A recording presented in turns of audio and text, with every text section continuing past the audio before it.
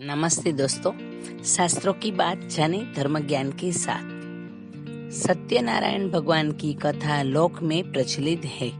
हिंदू धर्मावलंबियों के बीच सबसे प्रतिष्ठित व्रत कथा के रूप में भगवान विष्णु के सत्य स्वरूप की सत्यनारायण व्रत कथा है।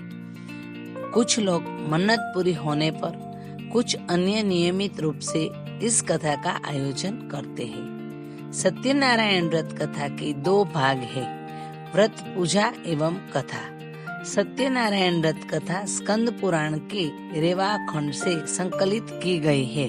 सत्य को नारायण अर्थात विष्णु जी के रूप में पूजना ही सत्यनारायण भगवान की पूजा है। इसका दूसरा अर्थ यह है कि संसार में एकमात्र भगवान नारायण ही सत्य है, बाकी सब माया है। भगवान की पूजा कई रूपों में की जाती है। उनमें से भगवान का सत्यनारायण स्वरूप इस कथा में बताया गया है। इसके मूल पाठ में पाठांतर से लगभग 170 श्लोक संस्कृत भाषा में उपलब्ध है, जो 5 अध्यायों में बटे हुए हैं। इस कथा के 2 प्रमुख विषय है, जिनमें एक है संकल्प को भूलना और दूसरा है प्रसाद का अपमान। व्रत कथा के अलग अलग अध्यायों में छोटी कहानियों के माध्यम से बताया गया है कि सत्य का पालन न करने पर किस प्रकार की समस्या आती है।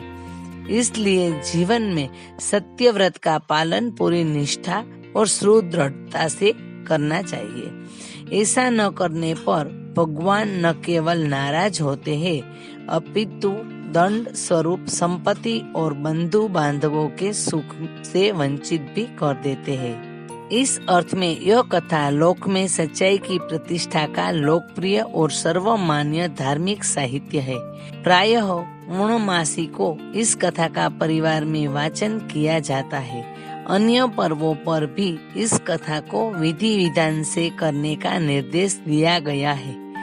इनकी पूजा में केले के पत्ते व फल के अतिरिक्त पंचामृत, सुपारी, पान, तिल, मौली, रोली, कुमकुम, दुर्वा की आवश्यकता होती है, जिनसे भगवान की पूजा होती है।